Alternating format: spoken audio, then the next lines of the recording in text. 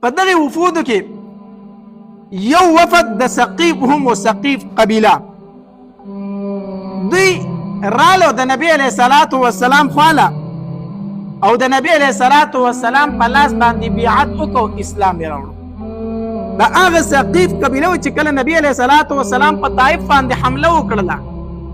دوی په کلاګانو کې پناه واغسته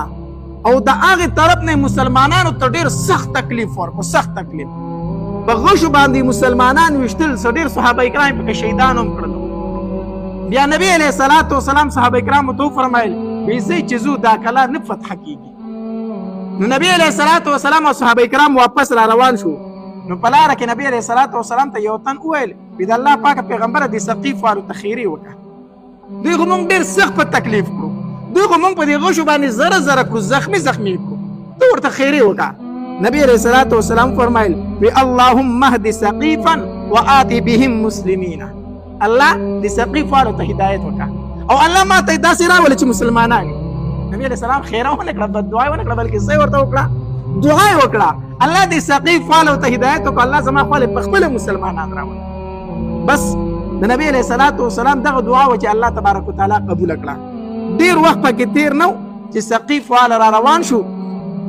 دا د عبد یا د لیل د مشري کوله دا دوه تنو په دې کې د په مشري کې دوی را روان شو د نبی علیه الصلاة والسلام خواله را ورسېد دوی را روانو په لاره باندې چې کله مغیره ابن شعبه رضی الله تعالی دوی ولیدل نو ډیر سخت خوشاله شو وی زه زما نبی علیه الصلاة والسلام باندې زیری کوم چې د الله پاک پیغمبر تا چې د چا دپاره دعا وغوښتې هغه په رښتیا را روان دی مسلمان ستا خواله را روان دی وی دا زیری په نبی علیه الصلاة والسلام کوم ابو بکر رضی الله تعالی مغیره رضی الله تعالی ولید ویل که مغیره ولې داسې په منډه باندې روان یو خوشاله وی ثقیف والا را روان دی مسلمانی کې په نبی علیه السلام زیری کوم ابو بکر رضی الله تعالی ته فرمایي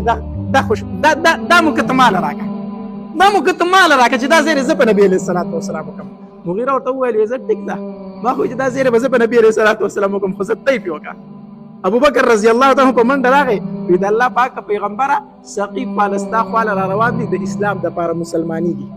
نبی علیه الصلاة والسلام چې دا خبر واورېدو ډېر زیات خوشحاله شو او نبی علیه الصلاة والسلام فرمایل په مسجد نبوي کې دوی له ځان له خیمه ټک وخی ځان له ولا ځای ټک وخی چې په هغې کې پاتې کېږي چې دوی به زموږ دا خبرې واوري د مسلمانانو دا اخلاق به د یو بل سره ویني زموږ دا ژوند چې ویني ځکه چې په جومات کې اعمال کېږي که نه نو په دې جومات کې وله خیمه ټک ووایي مسجد نبوي کې چې زموږ دا هر څه ویني او خالد بن سعید رضی الله تعالی ته وفرمایل د خوراک څښاک انتظام به ته د دوی کوي تر څو پورې چې دوی په مسجد نبوي کې وي نو خالد بن سعید رضی الله تعالی د خوراک څښاک انتظام به یې ته کوي هغه وي ټیک ده دوی چې راورسېدل مسجد نبوي ته نبی علیه الصلاة والسلام ډېر سخت خوشحاله شو ګړه بړه وشوله وی دا کم خیمه چې د په دا مې ستاسو دپاره تیاره کړې په دې کې پاتې کېږئ وی ټیک ده نو د خالد بن سعید رضی الله عنه چې به دوی له خوراک راوړه که نه د دوی به ورته موږ تر هغې پورې نه خورو تر څو چې تا په خپله نه ده خوړلی شک یې وکړه داسې نه چې د مسلمانان پکې راته چېرته زخر وانچوي د خالد بن سعید چې به دوی له خوراک راوړه دوی به د هغې پورې نه څه کوو وی ړومبی تې ته وخوره وروسته به یې مونږ وخورو چې خالد بن سعید به د خوراک وکړو نو دوی به شروع شو او به یې خوړله څه ورځې هلته کې تېرې کړې نو بیا وی موږ مسلمانېږو خو زموږ یو څو شرایط ډېر عجیبه شرطونه کېښودل وی کم وی یو خو زموږ دا شرط دی چې موږ ته به مونځ معافي موږ به مونځ نه کوو نبي صلی الله علیه وسلم ته ویل موږ مسلمانېږو خو یو شرط دا دی چې موږ به مونځ نه کوو دا خو ځاله ګران کار دی وی دویم شرط دا دی چې زموږ کم غټ بت دی لات زموږ چې کم غټ بت دی وی هغه به نه ماتوئ د 3 کالو پورې به هغه نه ماتوئ وی ځکه چې زموږ بچي او ښځې په هغه باندې ډېر زیات مین دي په لات بوت باندې ډېر زیات مین دي نو کو تاسو هغه ماتوئ نو زموږ بچي او ښځې تاسو له نه درکوي نو لات بوت په نه ماتوئ د 3 کالو پورې او دریم شرط دا دی چې زموږ بوتان به زموږ په لاس باندې په موږ نه ماتوئ زموږ بوتان به زموږ په لاس باندې په موږ باندې نه ماتوئ نبی علیه الصلاة والسلام چې دا 3 شرطونه واورېدل د اولنو 2 شرطونه خو بالکل انکار نبی علیہ الصلوۃ والسلام فرمایي لا خیر فی دین لا صلاة فیه هغه دین کې هیڅ خیر نشته چې پای کې مونږ نه په کوم دین کې مونږ نه پای دین کې څه نشته خیر نشته د دې اول شرط دا وي مونږ ته مونږ معافي نبی علیہ السلام هغه دین نه دی چې مونږ پکې نه دویم شرط دا وي چې لا بت په 3 کال نه ماتوي نبی علیہ السلام فرمایي لا زه بوتونه ماتون کې بوتان ساتون کې نه ما 3 کاله به زه بوت ساتم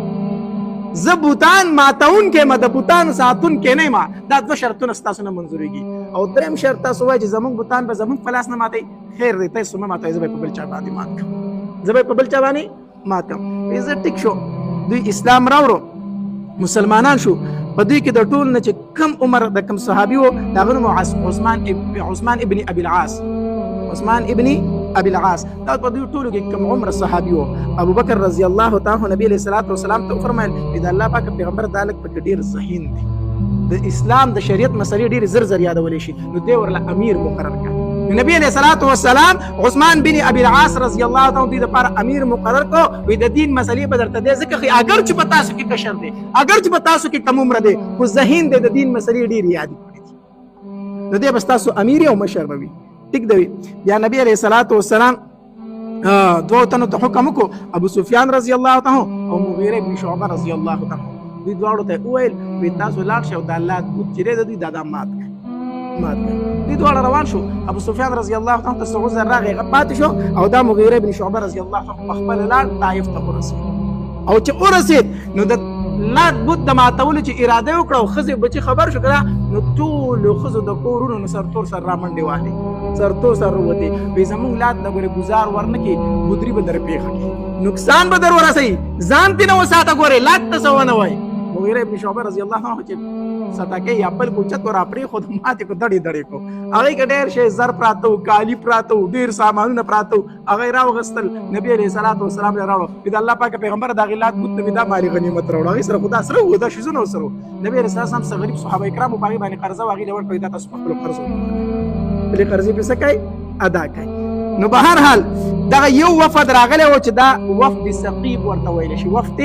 ثقيب دوی رالو دا هغه ثقيف والو چې مسلمانانو ته نبی رسول الله ته ډیر تکلیفونه رسولیو بیا دوی رالو په اسلام کې شو داخل شو الله یې کوم